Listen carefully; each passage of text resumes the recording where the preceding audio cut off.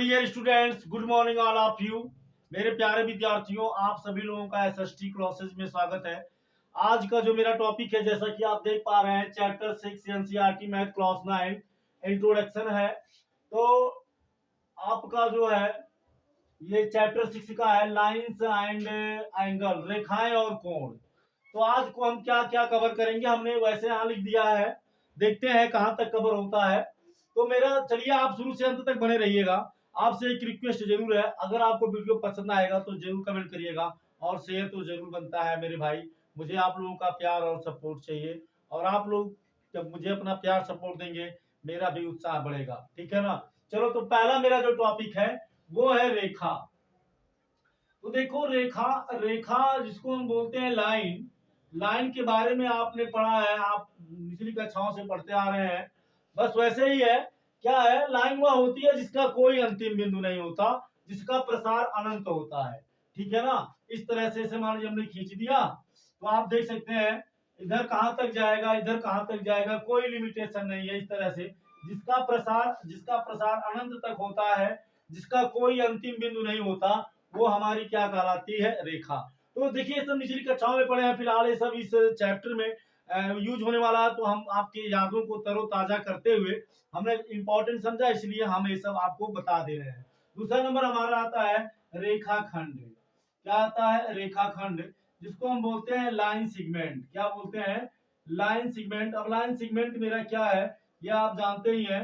रेखाखंड क्या होता है, ठीक है ना। किसी रेखा के भाग को रेखाखंड कहते हैं, ठीक है ना। किसी रेखा के भाग को रेखाखंड कहते हैं। और जो रेखाखंड होता है, इसका कम से कम दो अंत बिंदु होता है। जैसे मान लीजिए हमने ए लिख दिया और बी लिख दिया, तो इस तरह से देख सकते हैं यह किसी एक रेखा का कटा हुआ भाग है, इसलिए इसे हम रेखाखंड कहते हैं। और एक रेखाखंड के कम से कम दो अंत बिंदु यानी दो अंतिम बिंदु होते हैं, टू एंड पॉइंट होते हैं। तीसरे नंबर पे हम आते हैं किरण। किरण के बारे में भी आप जानते हैं, जिसको हम बोलते हैं रेज। इसके बारे में भी आप जानते हैं। किरण क्या होता है, जिसका एक अंतिम बिंदु होता है। जैसे मान लीजिए ऐसे खींच दिया गया, ठीक है ना। अभी आप देख सकते हैं ये आपका क्या है, किरण है। क्यों? क्योंकि हमें पता है ये यहाँ से निकल रहा है, अब आगे कहाँ तक जाएगा हमें पता नहीं है, ठीक है ना। जैसे आप मान लीजिए बल्ब जला रहे हैं, तो बल्ब से जो निकलेगा, क्या निकलेगा, आप समझ रहे हैं। आप देखे होंगे फिजिक्स में आप पढ़ते हैं कि बल्ब से विकिरण निकलती है। विकिरण मीन्स विभिन्न, वी प्लस किरण, वी मीन्स विभिन्न, किरण मीन्स किरण, यानी बल्ब से विभिन्न किरणें निकलती हैं। क्यों ऐसा? क्योंकि देखो, बल्ब यहां से निकल रहा है ना, तो इसको यार आप बल्ब मान लो, तो इसका एक अंतिम सिरा हो गया। ऐसे अगर आप बल्ब मान लो, इसको बल्ब मान लो, तो ये इसका अंतिम सिरा हो गया। यहाँ से निकल रहा है, आगे कहाँ तक जाएगा नहीं पता है ना। तो कहने का मतलब, जिसका एक अंतिम सिरा होता है उसको हम क्या बोलते हैं, उसको हम किरण बोलते हैं, ठीक है ना। अब इसके बाद में हमारा आता है संरेख बिंदु। क्या आता है, संरेख बिंदु, ठीक है ना। चलिए, बहुत ही आपका, जिसको हम बोलते हैं कॉलिनियर पॉइंट। क्या बोलते हैं, कॉलिनियर पॉइंट। संरेख बिंदु को कॉलिनियर पॉइंट। जब कम से कम क्या हो, जब तीन या तीन से अधिक बिंदु एक ही रेखा पर स्थित हो, तो उसे हम संरेख बिंदु कहते हैं। जैसे मान लीजिए इस तरह से है, यहाँ मान लेते हैं कोई पॉइंट ए है, यहाँ पर कोई पॉइंट बी है, यहाँ पर कोई पॉइंट सी है। तो हम कहेंगे कि ए बी सी संरेख है। क्या है, पॉइंट ए बी सी एक ही रेखा पर स्थित है, इसलिए हम कहेंगे कि ए बी और सी क्या है, तीनों बिंदु एक ही रेखा पर स्थित हैं, अर्थात संरेखा। आप ऐसे भी समझ रहे हैं, संग प्लस रेख, संग मीन साथ या संगरी जिसको बोलते हैं साथ में, तो ये एक ही साथ में एक ही रेखा पर स्थित है, इसलिए संरेख बिंदु हो गए। अब हमारा आता है असंरेख बिंदु, नॉन कॉलिनियर पॉइंट, असंरेख बिंदु। तो असंरेख बिंदु क्या है, चलो इसको हम समझ लेते हैं। असंरेख बिंदु क्या है, जब कम से कम नॉन कॉलिनियर पॉइंट, असंरेख बिंदु, कम से कम तीन बिंदु ऐसे हो जो एक रेखा पर स्थित ना हो, तो हम उसे बोलते हैं असंरेख बिंदु। जैसे मान लीजिए हमने यहाँ पर कोई पॉइंट ए ले लिया, यहाँ पर हमने कोई पॉइंट बी ले लिया, यहाँ पर हमने कोई पॉइंट सी ले लिया। अगर हम इसको यहाँ से मिलाए तो सिर्फ ए और सी मिलेगा, बी तो नहीं मिलेगा। अगर इसको यहाँ से मिलाए तो ए और बी मिलेगा, सी तो नहीं मिलेगा। अगर इसको हम यहाँ से यहाँ मिलाए तो बी और सी मिलेगा, ए तो नहीं मिलेगा। तो इस तरह से हम कह सकते हैं कि ए कामा बी कामा सी क्या है, असंरेख है। क्या है, असंरेख है, ठीक है ना। और यहाँ पर ए बी सी क्या है, यहाँ पर ए बी सी क्या है, संरेख है। समझ में आ गई बात। ठीक है ना। चलिए हम इसको मिटाते हैं फटाफट, उसके बाद में नेक्स्ट टॉपिक की ओर बढ़ते हैं। ठीक है ना। नेक्स्ट टॉपिक जो मेरा है संरेख बिंदु हो गया, संरेख बिंदु हो गया। इसके बाद हम आते हैं कोण। ठीक है ना। कोण को देखते हैं, कोण क्या है। ठीक, बहुत ही इजी है, बहुत ही सिंपल है, इंट्रोडक्शन है। इसके बाद देखो असंरेख, इसके बाद हमारा आ गया कोण। कोण को क्या बोलते हैं? एंगल। क्या बोलते हैं? एंगल। ठीक है ना, एंगल। अब देखो दो किरणों, ये मान लीजिए एक किरण यहां से गई, एक किरण यहां से गई। ठीक है ना, इसको हम ए माने, इसको हम बी माने, इसको हम सी माने। ठीक है ना। यही देखो तीनों टॉपिक कवर होगा। यहीं पर कोण भी कवर हो जाएगा, शीर्ष भी, भुजा भी कवर होगा और शीर्ष भी कवर होगा। ठीक है ना। तो कोण क्या है, अब आप देखिए ये दो किरणें, ये किरण है, ये भी क्या है, ये आपका किरण है, क्योंकि यहाँ से ये भी जा रही है। ठीक है ना। तो इस तरह से यहाँ से ये भी निकला, ये भी निकला, तो इस तरह से हम कह सकते हैं ये किरणें हैं। और इनके मिलने से इनके ये अंत बिंदु है ना। तो क्या है, ये जो कॉमन पॉइंट है, कॉमन पॉइंट क्या है? ए। तो इसी कॉमन पॉइंट ए को हम क्या बोलते हैं? ये जो हमारा ये क्या है? कॉमन पॉइंट मीन्स उभयनिष्ठ बिंदु। क्या है? उभयनिष्ठ बिंदु। और जो उभयनिष्ठ बिंदु होता है इसी को हम क्या बोलते हैं? शीर्ष। इसी को हम क्या बोलते हैं? शीर्ष। उभयनिष्ठ बिंदु को हम शीर्ष बोलते हैं। ठीक है ना। और इनके द्वारा, इनके मध्य जो बना हुआ भाग होता है, यानी ये आपका है, ये वाला। ठीक है ना। ये आपका है एंगल बी ए सी, या आप इसको भी लिख सकते हैं एंगल सी ए बी। इसमें देखना, ये ध्यान देना है मित्रों, हम बीच में उसी को लिखेंगे जिस पर एंगल बनेगा। तो ये मध्य वाला भाग किस पर आ रहा है? ए पर, है ना। तो ये इधर से लिखे तब इधर यदि हम बी ए सी लिख रहे हैं तब भी बीच में आ रहा है, सी ए बी लिख रहे हैं तब भी बीच में आ रहा है। दोनों लिखे, दोनों सही है, दोनों का मतलब एक ही है। ठीक है ना। तो ये हमारा क्या हो गया? ये हमारा हो गया कोण। ठीक है ना। अब ये जिनके द्वारा बनता है, जिन किरणों के द्वारा, ठीक है ना, ये इसके और इसके मिलने से बना है, तो इसी को हम भुजा बोलते हैं। तो ये जो हमारा ए बी है, क्या है? A B. ए बी क्या हो गया? भुजा हो गया। इसी तरह से हमारा ए सी क्या हो गया? भुजा हो गया। ठीक है ना। या मतलब प्राय आप ऐसे भी लिख सकते हैं, बी ए भी लिख सकते हैं और सी ए भी लिख सकते हैं। ठीक है ना। तो चलिए आप फटाफट स्क्रीनशॉट लीजिए, इसके बाद हम आगे बढ़ते हैं। नेक्स्ट टॉपिक देखते हैं। बहुत ही सिंपल है डियर स्टूडेंट्स, बहुत ही सिंपल है। आप निचली कक्षाओं में आप पढ़ भी चुके हैं, आपको कहीं पर कोई दिक्कत नहीं होगी। ठीक है ना। आप उतना तो समझ ही रहे होंगे, बस आपके यादों को तरोताजा करने के लिए, ठीक है ना, बस हम ऐसा कर रहे हैं। ठीक है। चलिए नेक्स्ट देखते हैं। नेक्स्ट हमारा है न्यून कोण। क्या है? न्यून कोण। न्यून कोण क्या होता है? न्यून कोण के बारे में आप पढ़े हैं। न्यून कोण को हम बोलते हैं एक्यूट एंगल। क्या बोलते हैं? Acute angle.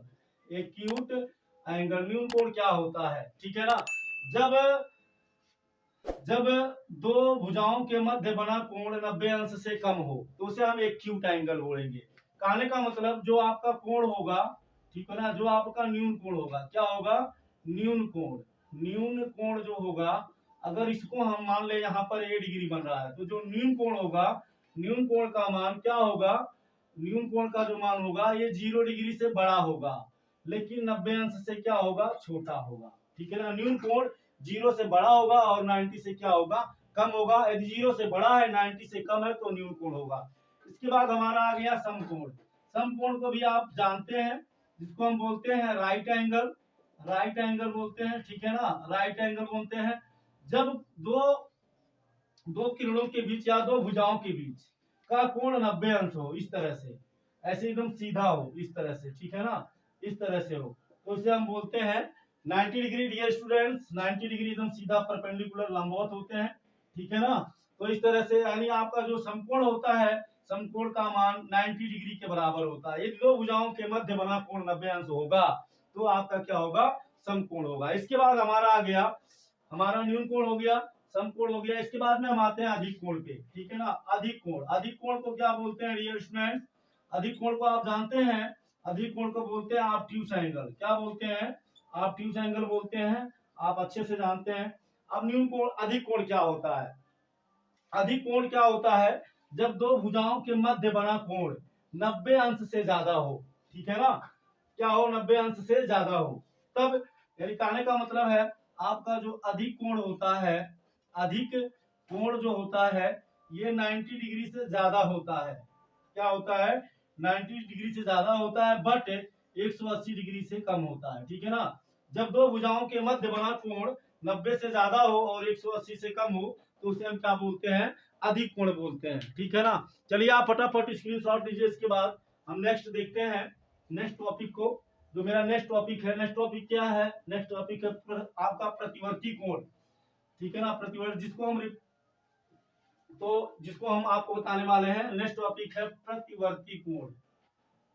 प्रतिवर्ती कोण। अब प्रतिवर्ती कोण के बारे में भी आप जानते हैं। ठीक है ना, जैसे मान लो ये है, ये आपका ए है ना, ए है, तो ए का जो प्रतिवर्ती कोण होगा ये वाला होगा।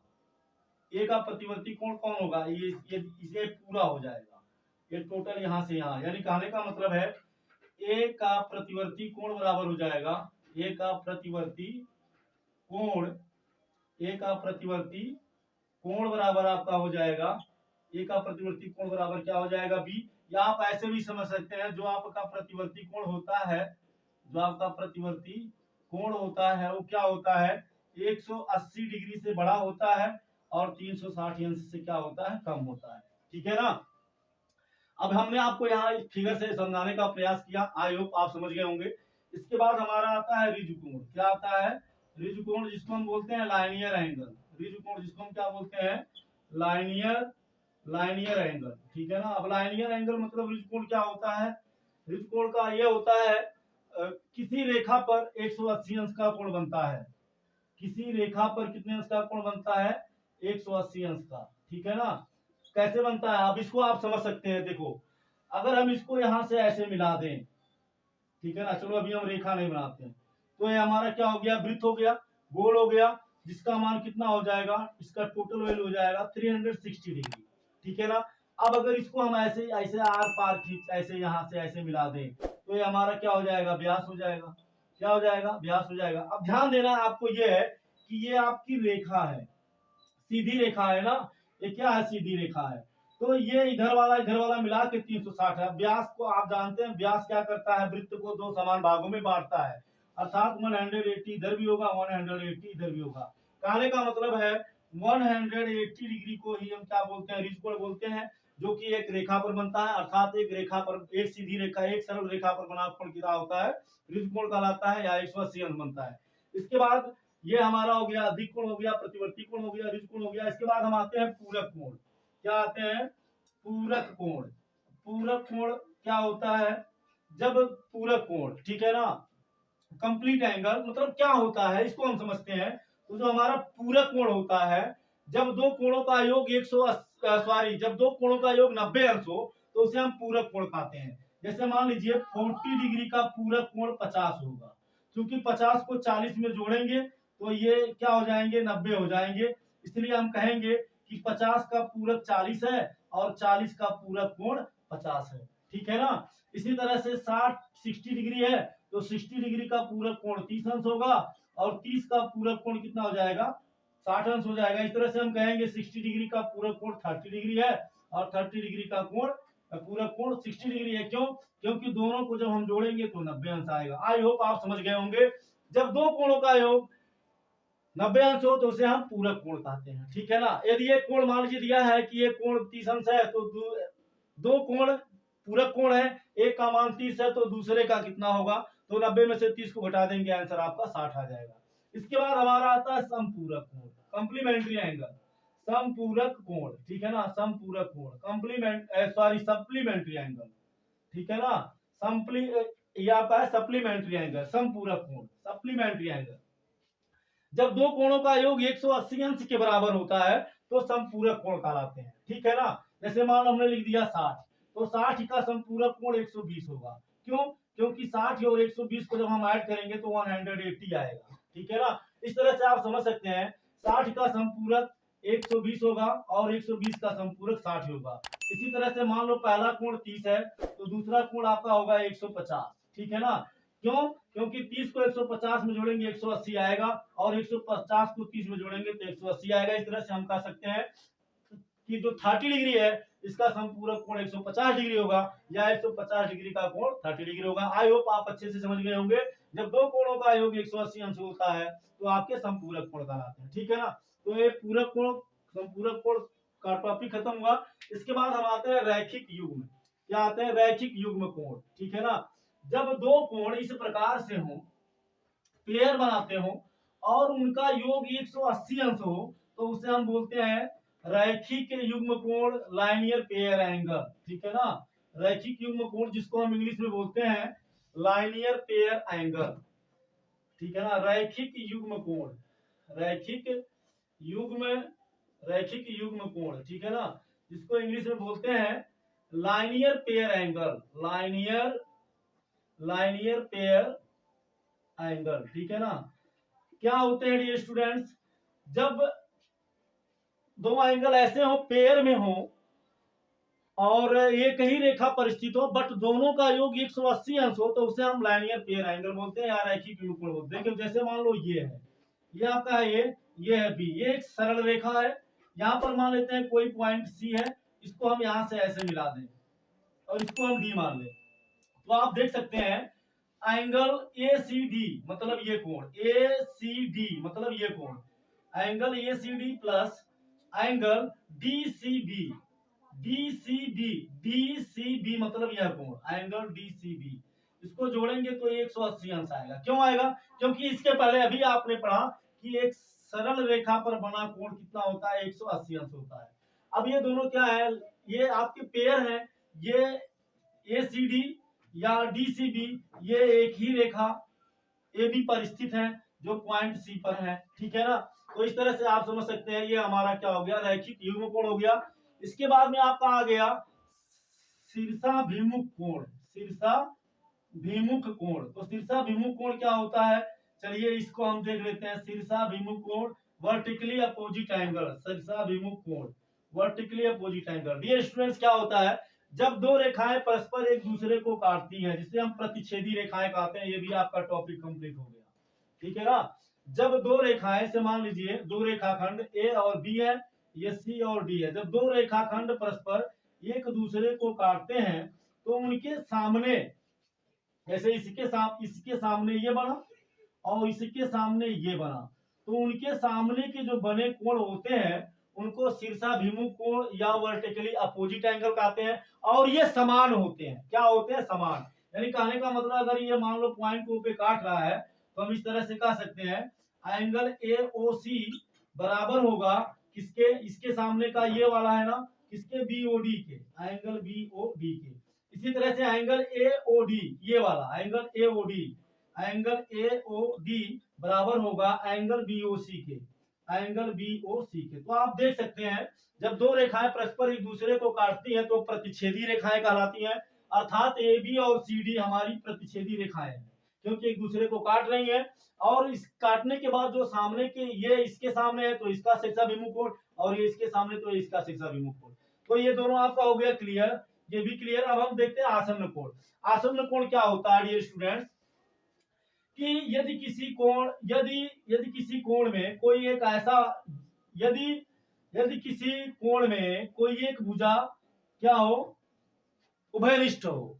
तो एक भुजा उभयनिष्ठ हो, या आप ऐसा भी कह सकते हैं एक शीर्ष उभयनिष्ठ हो, तो वहां पर क्या होता है? वहां आसन्न कोण, जिसको हम बोलते हैं एडसेंट एंगल। ठीक है ना। या संलग्न कोण भी कह सकते हैं। जैसे मान लीजिए ये ए है और इसको हम यहाँ बी मान लें, इसको हम सी मान लें और इसको हम डी मान लें, तो आप देख सकते हैं जब हम इस एंगल को लेंगे, इस एंगल को ए बी डी को, एंगल ए बी डी, और हम इस एंगल को लें, इस एंगल को, ठीक है ना, यानी angle B D C, angle D B C, तो आप देख सकते हैं जब हमने इस एंगल को लिया तब भी बी डी आया। यहाँ देखिए आया कि नहीं आया।